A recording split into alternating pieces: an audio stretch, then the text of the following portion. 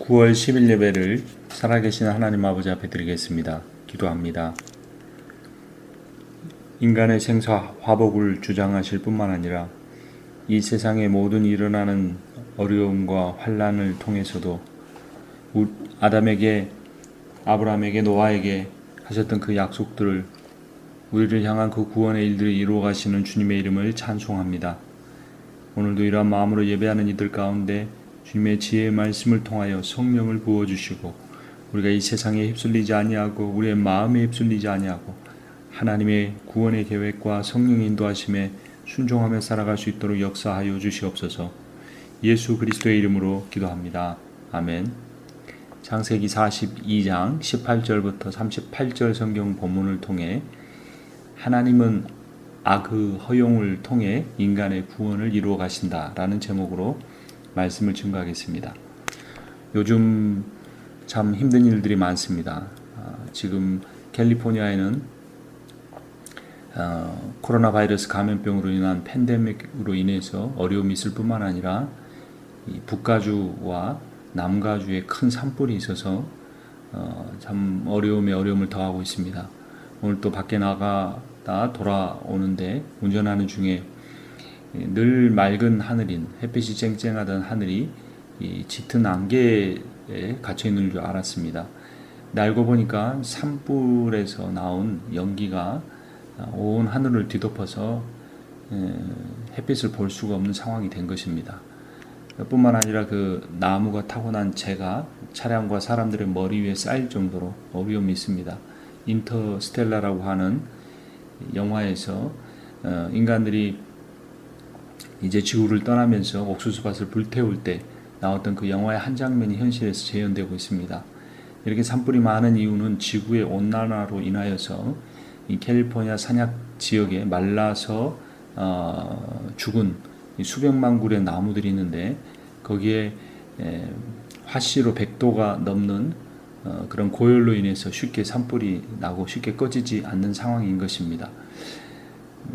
바이러스로 인한 고통, 자연재해로 인한 어려움, 또 경제 활동 위축됨으로 인해서 어려움들이 있습니다. 세상이 왜 이런 상황일까 고민하게 됩니다. 기도하게 됩니다. 또한 내 인생에는 왜 이렇게 어려움이 많을까 이런 고민도 하게 됩니다. 다른 사람은 다 편한 것 같은데 왜 나에게만 이렇게 어려움들이 많을까? 다른 집의 배우자들은 그렇지 않은 것 같은데 내 배우자는 왜 이렇게 변화되지 않을까? 하나님 왜 이렇게 나에게 어려움을 주십니까? 라고 고민하는 인생이 될 수도 있습니다.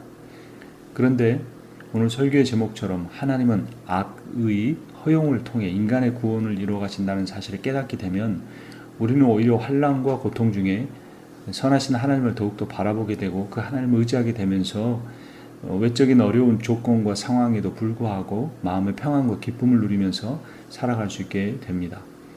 우리의 삶의 괴로운 문제들을 허락하시지만 그 문제들을 선하게 사용하실 하나님을 신뢰하십시오.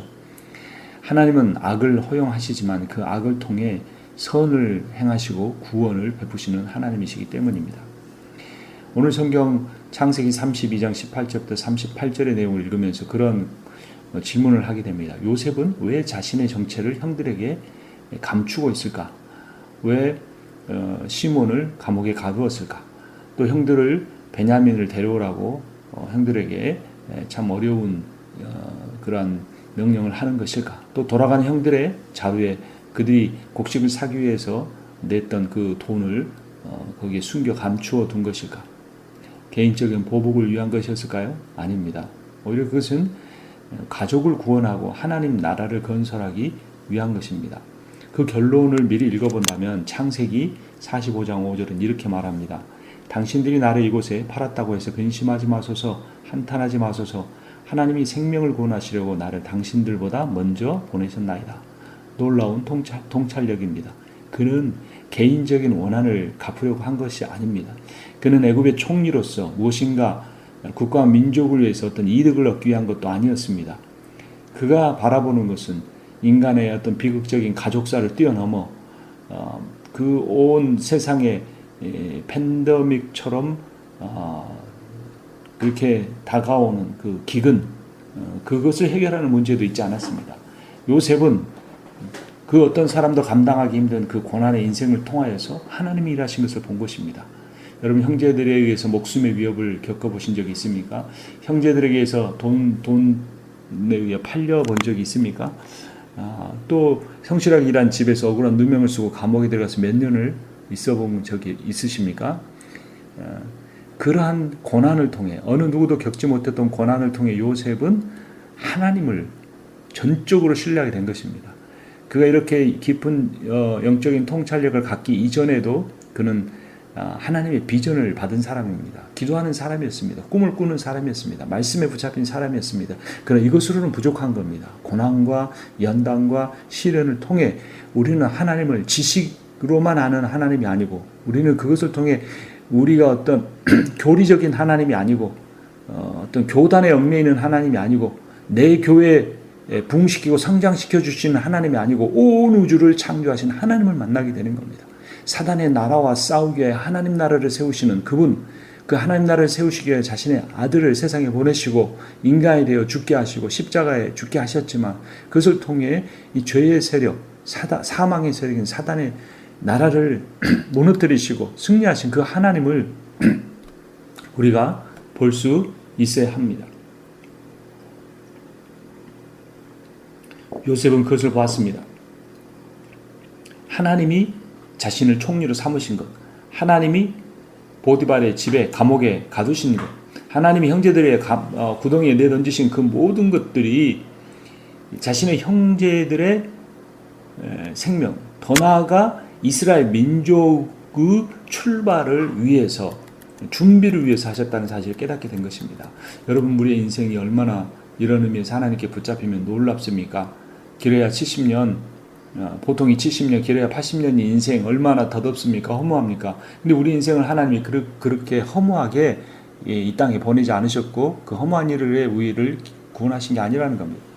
200년, 300년, 1000년, 2000을 내다보는 하나님의 구속의 역사에 우리가 쓰임받는 겁니다. 잠깐 이 짧은 육체가 잠들지만 하나님께서 놀라운 방법으로 우리의 존재를 보존하셨다가 예수 부활의 날에 우리가 몸을 입고 다시 부활하여 예수 그리스도께서 이루신 이 땅의 새 하늘과 새 땅 가운데 영원토록 살아갈 수 있게 되는 것입니다. 하나님이 그러나 그 일을 행하시는, 그 놀라운 구원의 역사를 행하시고 거기 나를 사용하시기 위하여서 하나님이 나를 쓰셔야 되는데 우리가 변화되지 않는 것이 문제입니다. 그래서 하나님은 사탄의 세력을 아직 마지막 심판을 미루신 겁니다. 하나님 우리 인생에 이런 악한 일들이 일어나도록 내버려 두시는 이유는 우리로 하여금 죄를 깨닫게 하시고, 어떤 우리가 죄를 몇 번 지었는가 그것이 중요한 것이 아니라 우리가 본질적으로 타락한, 머리끝부터 발끝까지 타락해서 우리의 윤리와 도덕과 종교 생활을 통해서는, 인간의 지식과 과학의 발전을 통해서는 희망이 없다는 사실을 깨닫게 하시기 위해서입니다. 그것을 깨달을 때 피조물로서의 재앙과 타락의 본질을 깨닫게 될 때에 우리는 전능하신 하나님, 죄가 없으신 거룩하신 예수 그리스도를 의지하고 붙들고 살아가게 되는 것입니다. 우리가 실패할 때 하나님이 승리하십니다.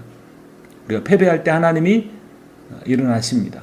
하나님은 악을 허용하시지만 그 악을 통해 오히려 선을 행하시고 구원을 베푸시는 분이십니다. 이 창세기 42장에 어제의 본문과 오늘 본문을 이어서 보면 참 재미있는 내용이 나옵니다. 15절에 보면 막내를 데려와라 라는 내용이 나옵니다. 또 20절에 보면 막내를 데려와라 내용으로 마무리가 됩니다. 처음과 끝이 동일한 주제입니다.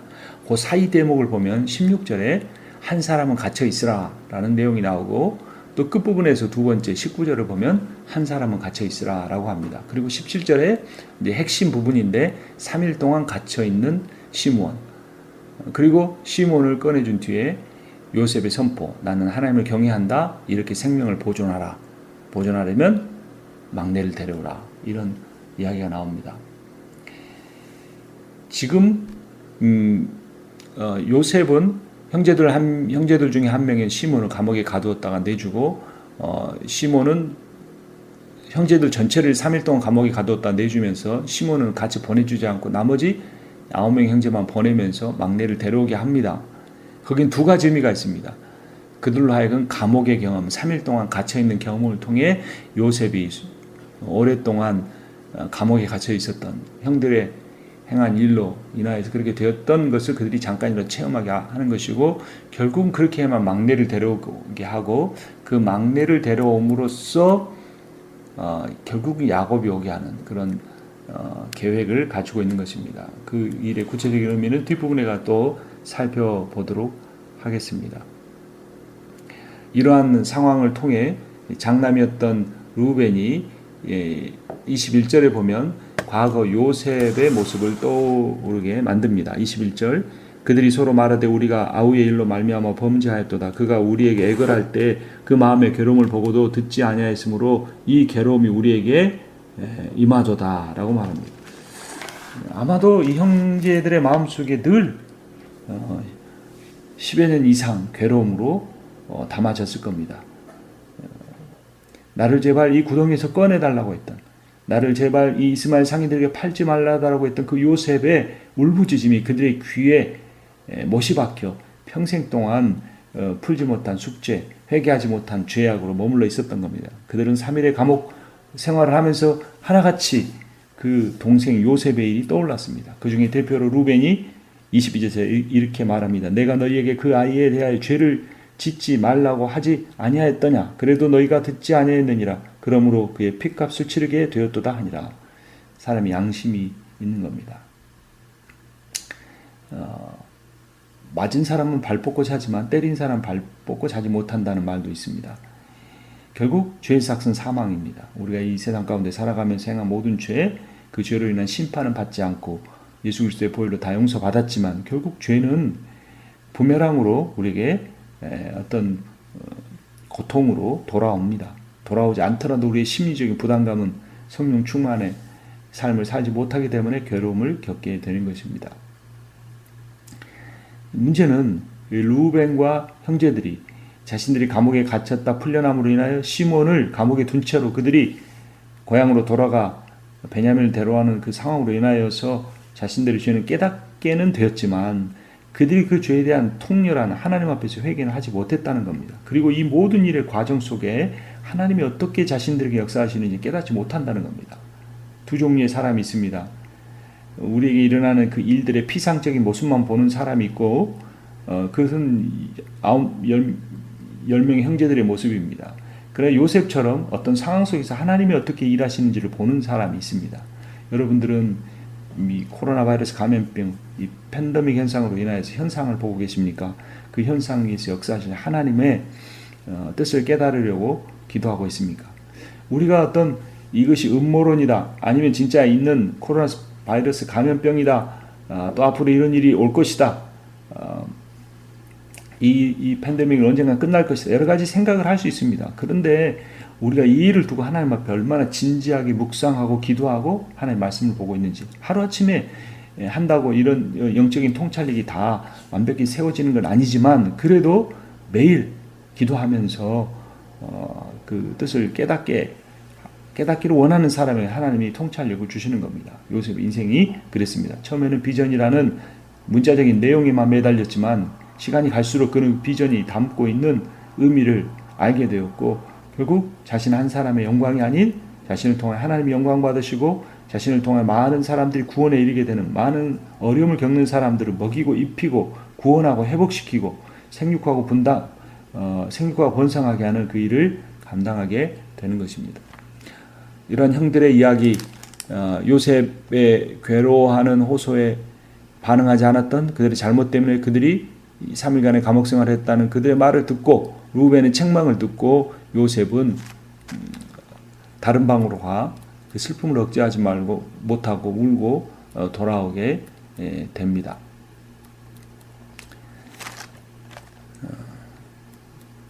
그러한 상황 가운데도 요셉은 인간적인 정의에 이끌려 포기하지 않고 형들이 진정한 회개에 이룰 수 있도록 하기 위해 시몬을 가두어둡니다.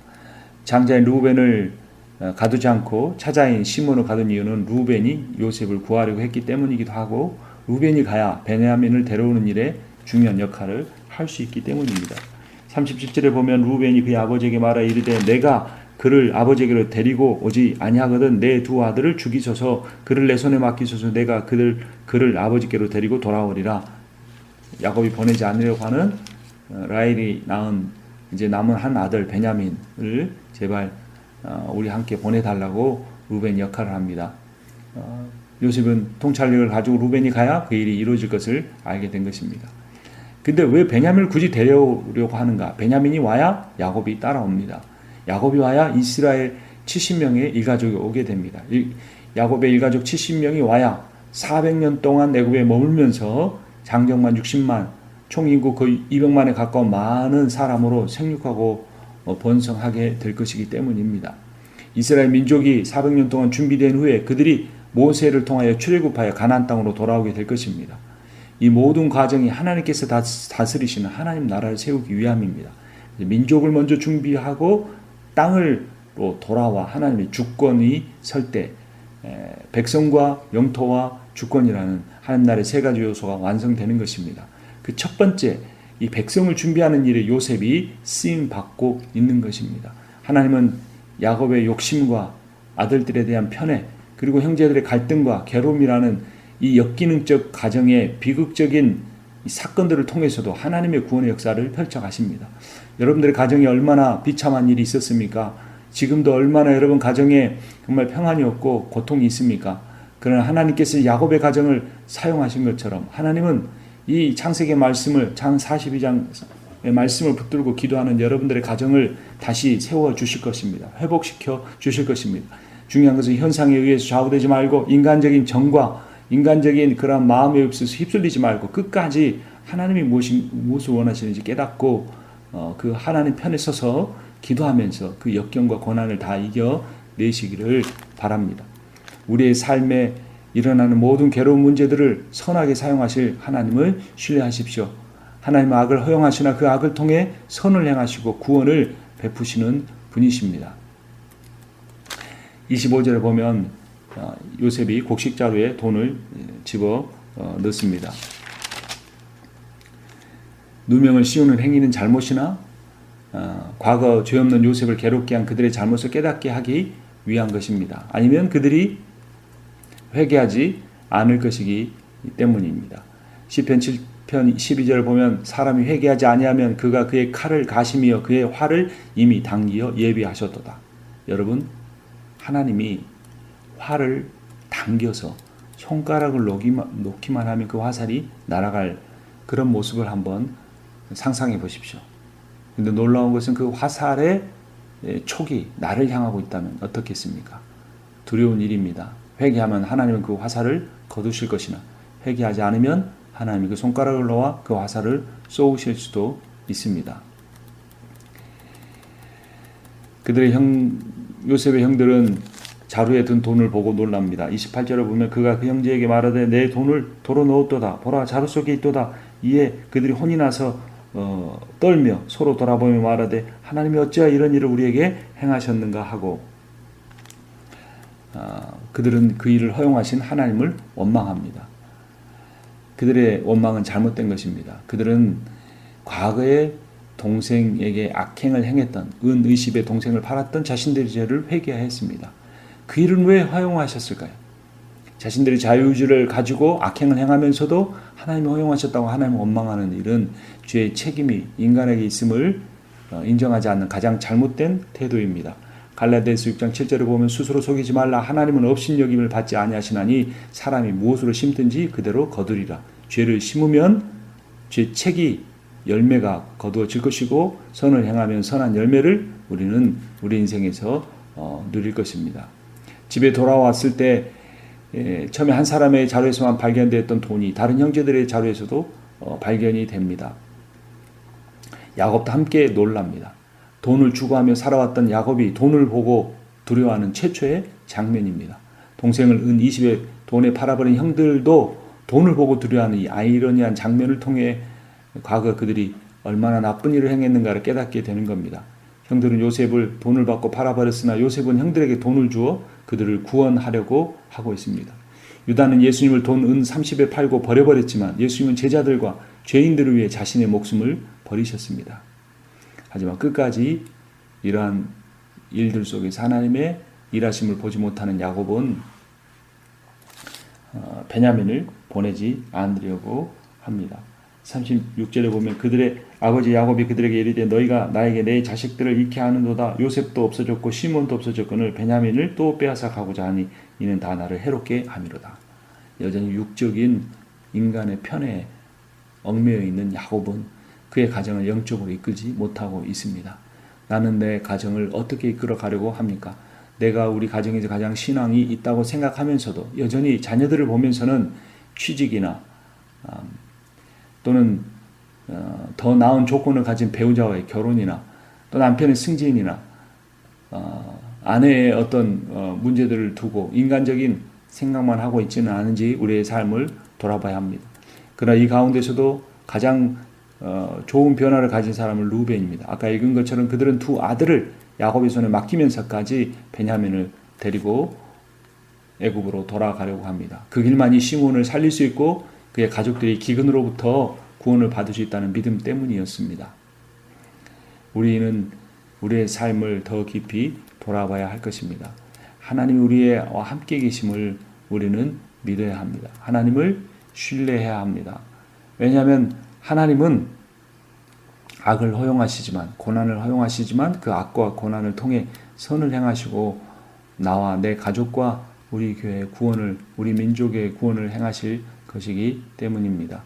우리의 삶의 괴로운 문제들을 선용하실 하나님을 신뢰하십시오.